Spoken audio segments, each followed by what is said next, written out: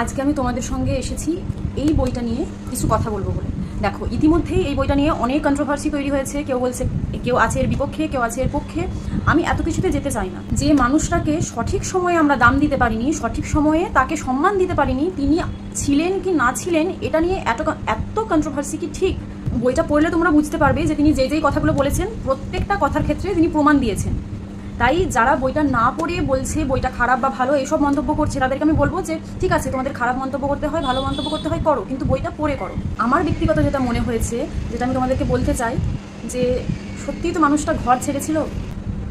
যার দেশ থাকতেও দেশ নেই, মা বাবা থাকতেও মা বাবা নেই, ভাই বোন থাকতেও ভাই বোন নেই, সেই মানুষটাকে কি আমাদের মতো সাধারণ মানুষদের যোগ্য সম্মান দেওয়ার কোনো যোগ্যতা আছে? অনেকভাবেই প্রমাণ হয়ে গিয়েছে যে উত্তরপ্রদেশের ওই অনামী সাধুই ছিলেন আমাদের নেতাজি সুভাষচন্দ্র বসু। কিন্তু তিনি কিভাবে বেঁচেছিলেন, তিনি কেন সবার সামনে আসেননি, এই এই এই কথার উত্তর আমার মনে হয় না যে আমাদের নেতাজি ছাড়া আর অন্য কেউ সঠিকভাবে দিতে পারবে বলে।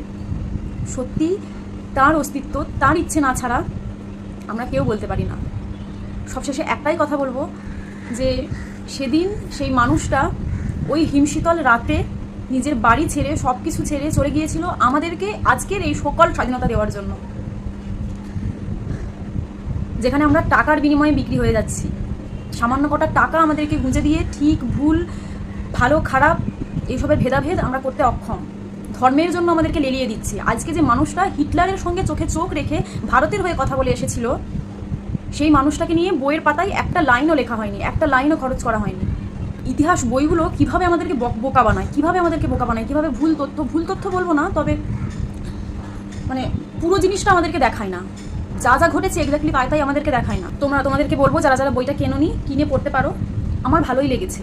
আর দ্বিতীয় কথা, একটা জিনিস আমার একটু খটকা লেগেছে, সেটা হচ্ছে নেতাজি নাকি নিজে বলেছিলেন আমার কখনো বিয়ে হয়নি, আমার চরিত্রে দাগ লাগানোর জন্যে আমার বিয়ের খবরটা রটানো হয়েছিল। ভিডিওটা যদি এই বইয়ের লেখকের কাছে গিয়ে পৌঁছায়, তো আমি অনুরোধ করব প্লিজ আমার এই কনফিউশনটা একটু দূর করবেন, যে অনিতা পাফ কে তাহলে। কুণালদা, আপনাকেই বলছি, আমার বেশ ভালো লেগেছে। আমি যখন বইটা প্রথম পড়তে শুরু করি, মানে প্রথম কটা অধ্যায়, আমি লিটারালি কেঁদেছিলাম। অনেক ধন্যবাদ এই রকম তথ্য আমাদেরকে দেওয়ার জন্যে, এরকম অজানা কথা আমাদেরকে জানানোর জন্যে।